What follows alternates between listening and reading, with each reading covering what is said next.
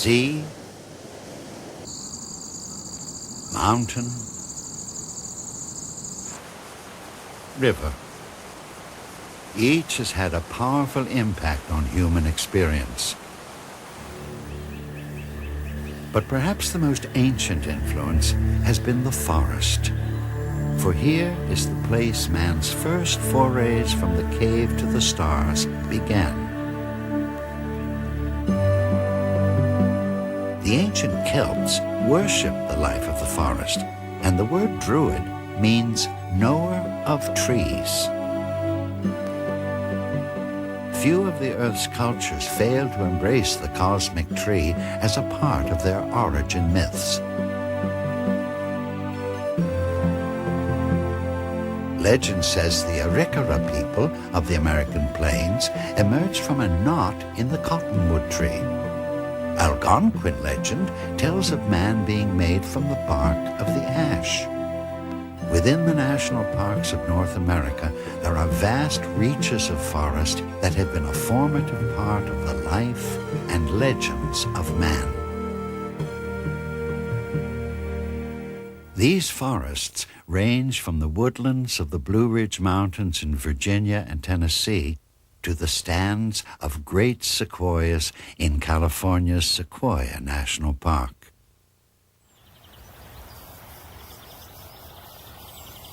On the slopes of the Sierra Nevada, the giant sequoias are the survivors of a forest realm that has endured for millennia.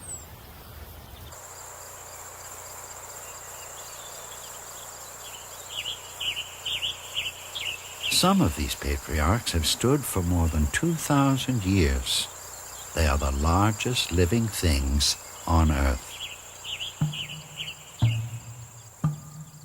According to legend, when Elder God made the earth, he decided everything he made should last forever.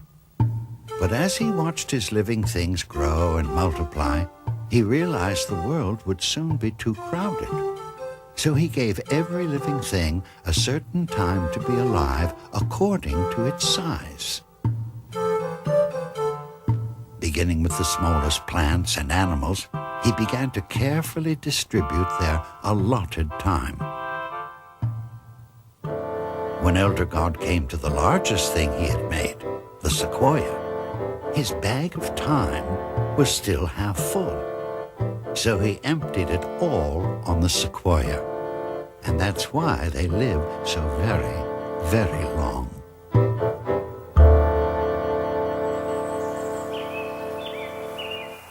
Far to the east, there is a more gentle forest. In the ancient mountains of southern Appalachia, in Shenandoah National Park, and in Great Smoky Mountains National Park, are seemingly endless groves of oak, hickory, maple, and other hardwoods.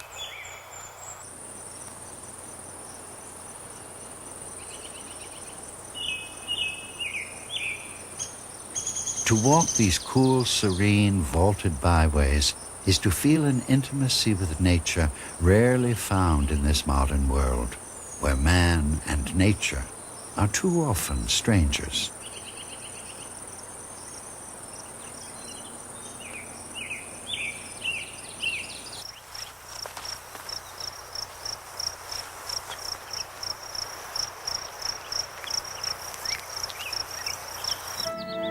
These are softer mountains, laying comfortably on the earth, as if sleeping within their counterpanes of mist. The Cherokee called these woodlands the place of blue smoke. The ghostly hills and ancient forests of the Smokies gave voice to the songs and legends of the Cherokee. They also inspired songs of a different kind.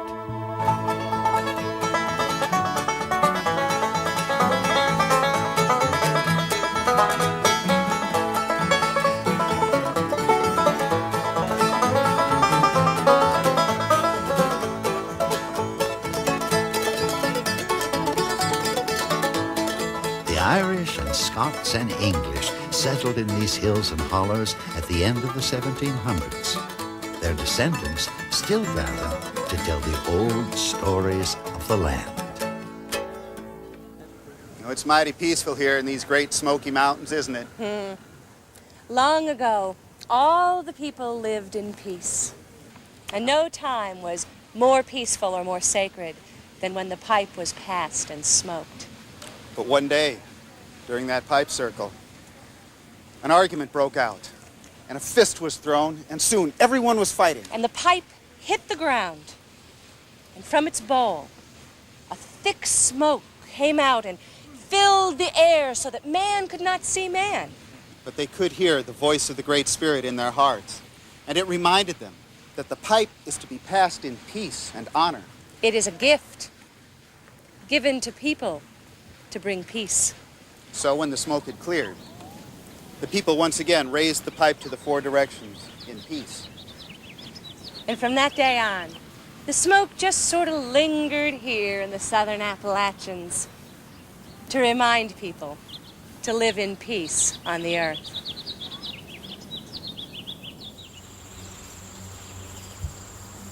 In Shenandoah, a forest of headstones marks the passing of lives lived beneath these trees. There are more than 100 cemeteries within the park boundaries, filled with the graves of Native Americans, African slaves, and mountain people.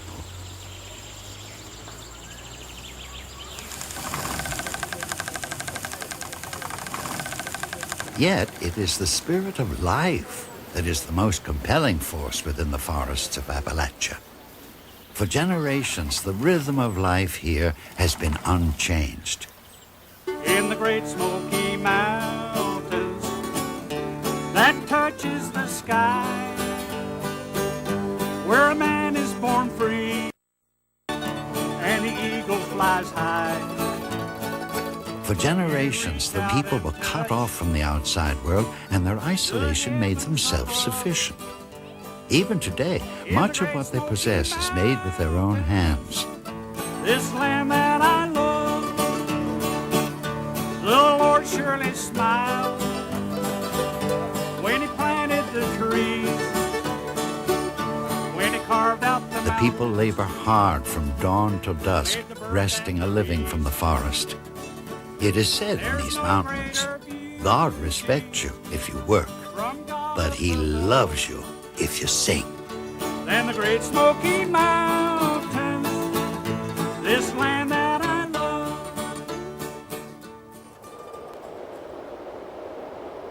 Far to the west, there are lands where few trees grow at all. Here the land is peopled by strange and grotesque shapes carved by water, wind, and time.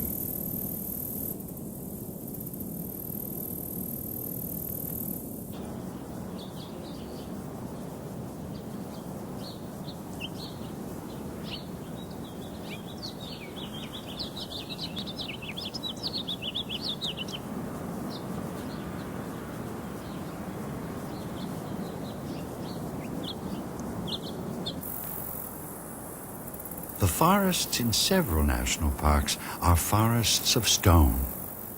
These formations abound in Zion and Bryce Canyon National Parks in Utah.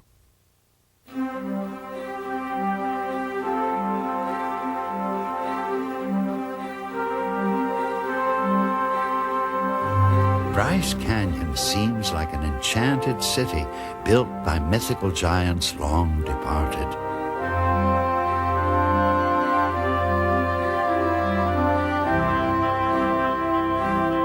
There are castles and whimsical skylines, arches, minarets, towers, all cut from stone by the delicate yet powerful hand of water, time, and wind.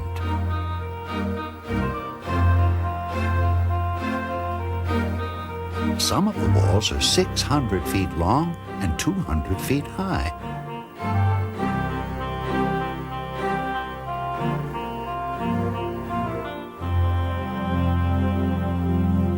Within the avenues of the city are magnificent, silent shapes that seem to have once been alive. The legends of the Paiute Indians, who lived for centuries among the strange stone formations of Bryce Canyon, tell of a time long ago when Coyote lived here with the legend people. The legend people were animals such as toads, lizards, bats, and insects who had the power to look like people. As time passed, the legend people became arrogant and lazy. One day, Coyote summoned them. They came in human form, wearing colorful clothes, and they stood in sullen silence in rows.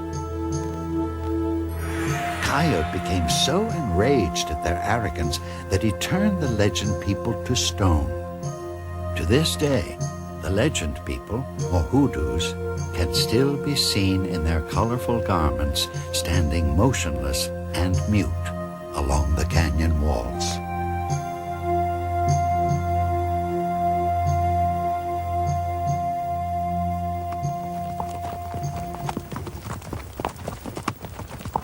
Today, adventurers can descend into the canyon on horseback.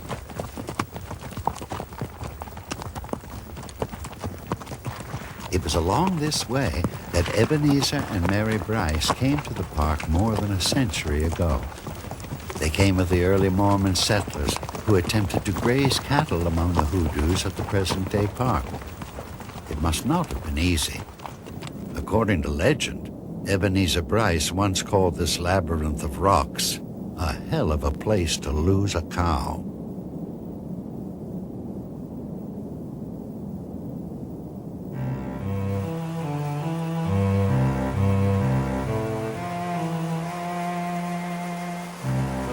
"80 miles west of Bryce Canyon are the massive walls and towers of Zion National Park.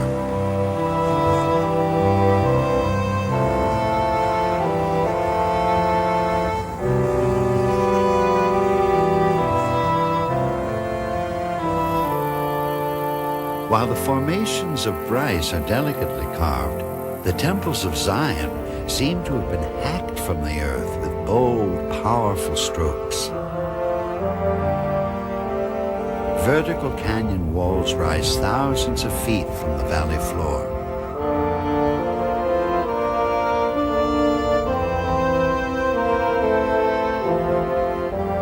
While much of the canyon is extremely wide, there is one place called the Narrows where the walls are little more than 20 feet apart. Here, deep within the canyon, the Anasazi wandered some 1,200 years ago and left their stone stories on the walls.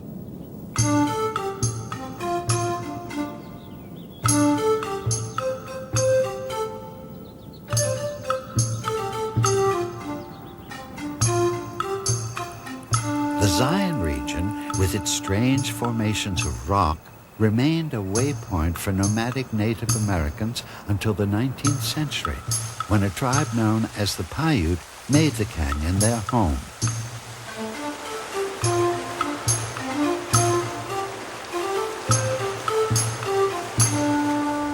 To this day, the Paiutes say rocks are living things and are sullen and bad-tempered. They must be handled with care. Even the gods have learned to go around them.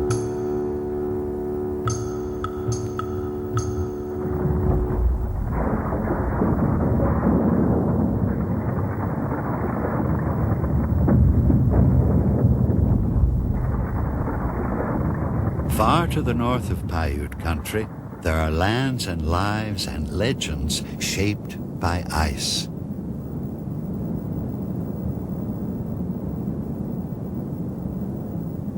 Among these lands are the solitudes of Montana's Glacier National Park and Glacier Bay National Park in Alaska.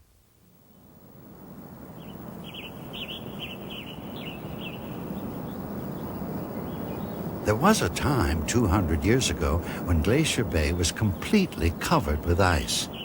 Since 1794, when Captain George Vancouver first explored these shores, the glacier has receded more than 75 miles.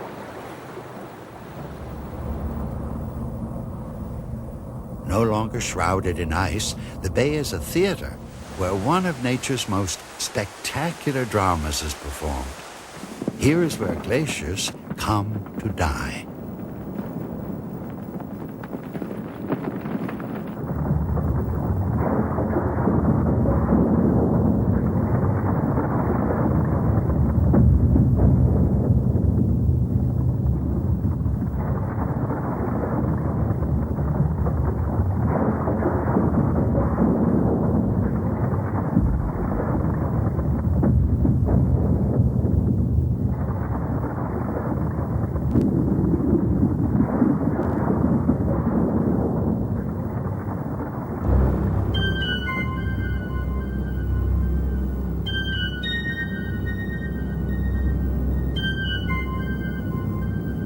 The glaciers that move inexorably toward the sea shape the land as they pass, but they also shape legend. In these northern solitudes, there are stories of terrible half-human creatures who wandered down from the unexplored regions of the Arctic.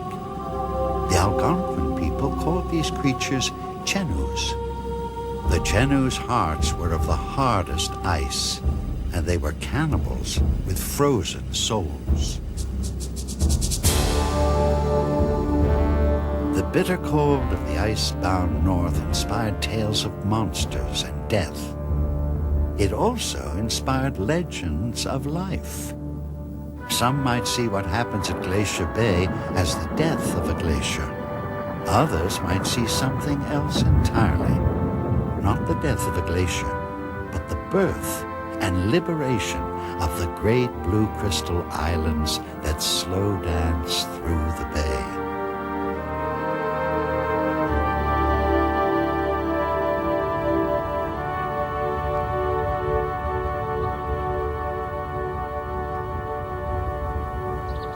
Southeast of Glacier Bay, on the border between Montana and Alberta, Canada, is another land shaped by the pilgrimage of ice.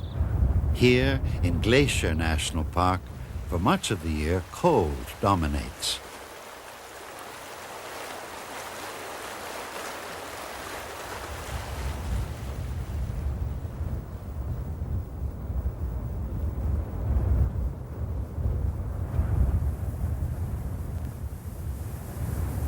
Temperatures plunge to 60 below zero, and howling winds batter the peaks with 100-mile-an-hour hammer blows.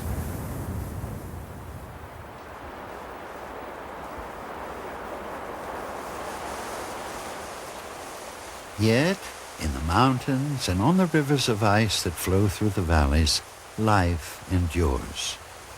According to a legend of the people who lived along the Columbia River, there was a time when the whole world was covered by ice. The earth was ruled by the 5 cold wind brothers. Then, one time, the warm wind brothers sent Coyote to challenge their enemy. And as all the animals watched, a great war ensued.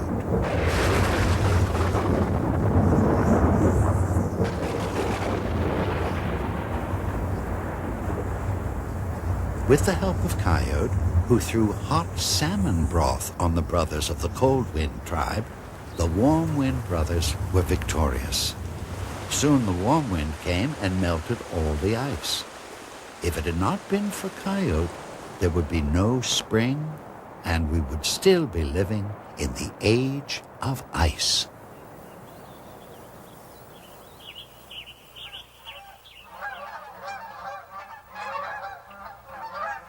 Spring comes to Glacier National Park like a promise kept. Few lands are as wild, as natural, and unspoiled. Few inspire such a deep sense of reverence as do these timeless mountains, meadows, and valleys. The mountains are very sacred to us. It's like walking into a Catholic cathedral. You can feel the power, the spiritual power in there. We went in there to pray and seek those powers what the Great Spirit gave us. Every life form, every land feature has a story to tell. tell. And some of the stories have been told for 1,000 years or more.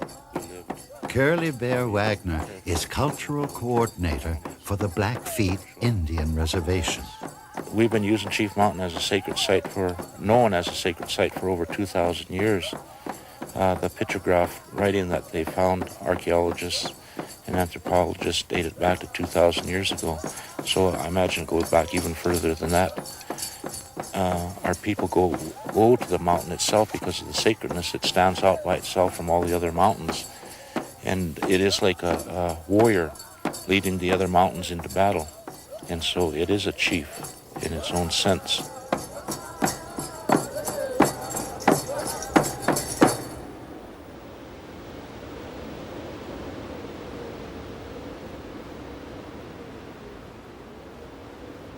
In Glacier National Park, the land, lives, and legends were shaped by ice. But in other parks, the most powerful formative force was not ice, but fire. Each day, toward the east, a great fire rises with the dawn. So important to life is the sun that legends abound with attempts to capture and harness its power. In Haleakala National Park on the Hawaiian island of Maui, and at Volcanoes National Park on the Big Island of Hawaii, legend tells of two dramatic encounters between the realm of fire and the world of men. This is the volcano Haleakala, the House of the Sun. According to legend, the Polynesian demigod Maui stood on this rim each day watching the sun pass by. But it passed too quickly. He decided if he could slow the sun down, the crops would have more time to grow. And so with a snare, he caught the sun and made it promise to travel more slowly across the sky. In most legends, fire is a benevolent force. It is the bringer of light and heat and new life. But fire has also brought to the land and to the legends of its people the myth and the reality of death.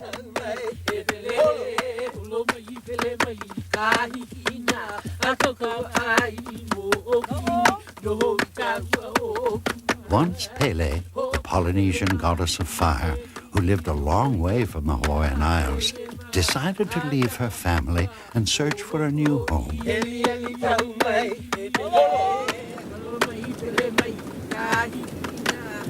She searched throughout the Pacific, but each time she found a likely place, it was so wet that when she tried to dig her fire pit, the water would put out the flames.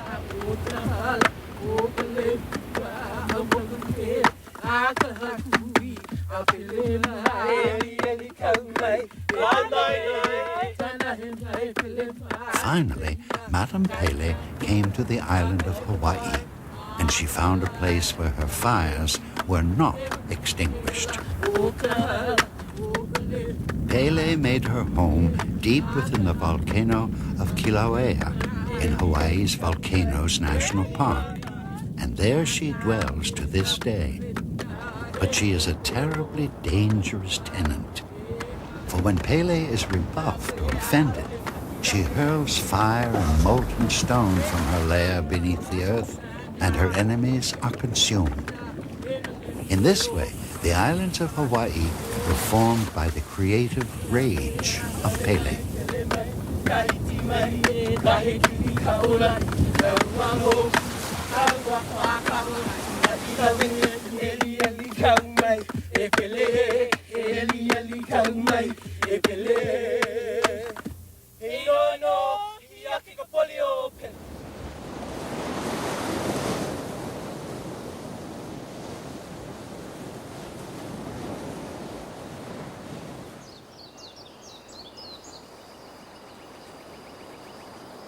Far to the east of the fires of Kilauea, there is a valley in the high Sierras where the Miwok, the children of the sun, once dwelled. Long ago, the valley was called Awani, or Deep Grass Valley.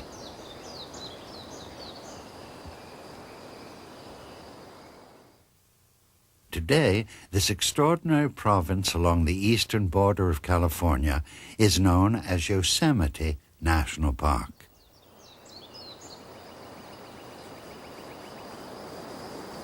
The lands and landscapes of Yosemite are a banquet for the eye and for the soul.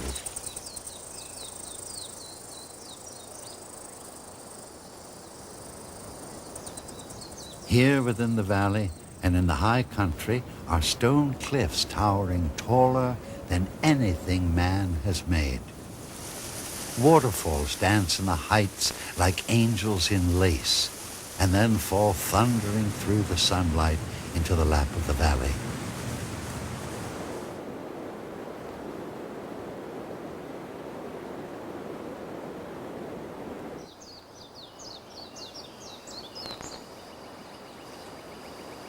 Here are glacial lakes and alpine meadows and streams of liquid crystal.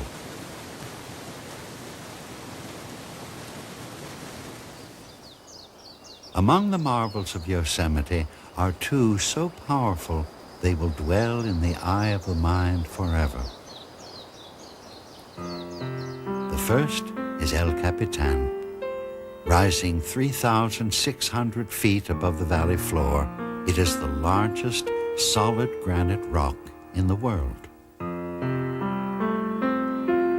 The other is Half Dome, the great stone monolith guarding the other end of the valley.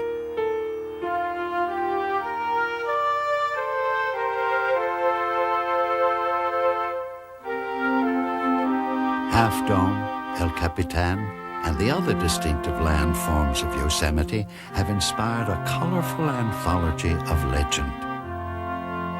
The story goes back to a long, long time ago when in the valley... Even today, Miwok storytellers pass on these oral traditions to the young, such as the story of how El Capitan was formed. According to legend, a family of bears lived in the valley. After swimming in the river, two bear cubs lay down on a flat boulder to rest. While they slept, the rock began to rise until it towered above the treetops. When the bear mother found her cubs were high above the valley, she tried to reach them by climbing, but the enormous rock was too slippery. All the other animals tried, but they also fell from the sheer rock face. They say to this day, you can see the dark scratches made by the animal's claws at the base of El Capitan.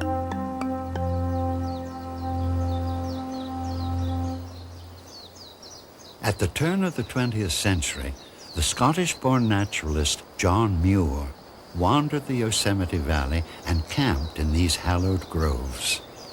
He wrote eloquently and passionately about the beauty of this place, and he raged against those who would cut and sell trees that were already old at the time of Christ.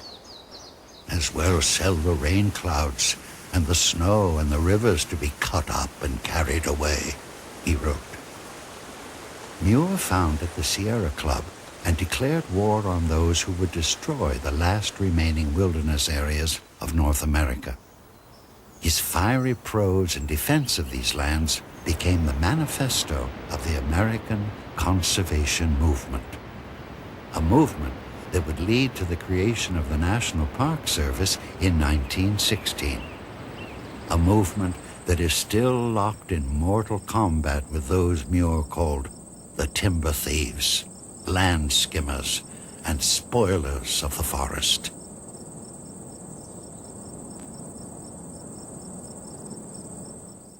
In the northwest corner of Wyoming, between Montana and Idaho, are 2 million acres of primal wilderness.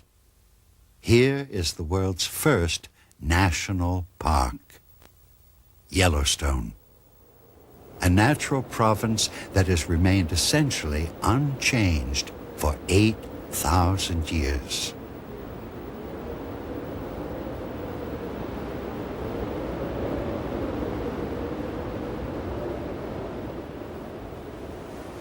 Air, earth, water, fire, the fundamental elements of nature.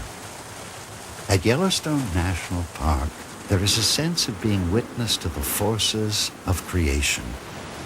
This is what the world must have been like before the mountain, the meadow, the river, the forest were made, before the animals came to be.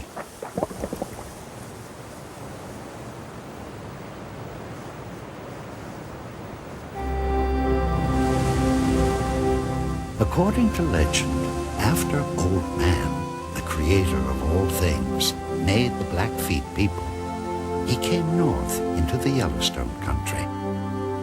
As he traveled, he made images of clay in the form of buffalo, and he breathed on the images, and they started to run.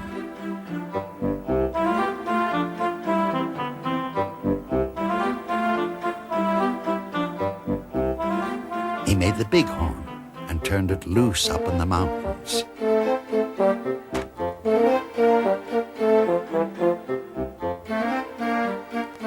He made the great gray owl and the trumpeter swan.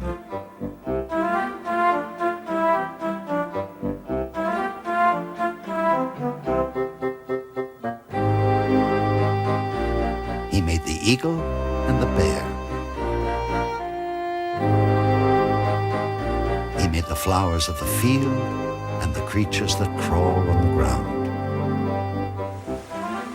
He traveled along the Yellowstone River, making all the living things of the earth.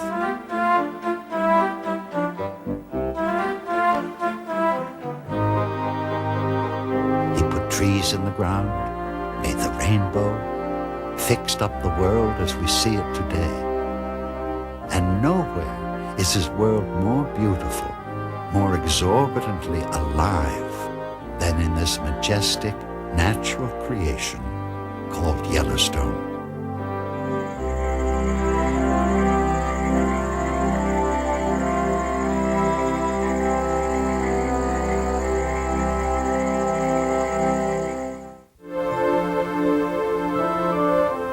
Whether the earth was created by rage or by love, by accident or plan, by raven or by Pele, the stories of the formation of the land and its living things reflect a timeless human search. A search for reasons and for cause and for meaning. And it is quite possible, if these things are ever found, they will be discovered most easily in the beautiful natural solitudes of America's national parks.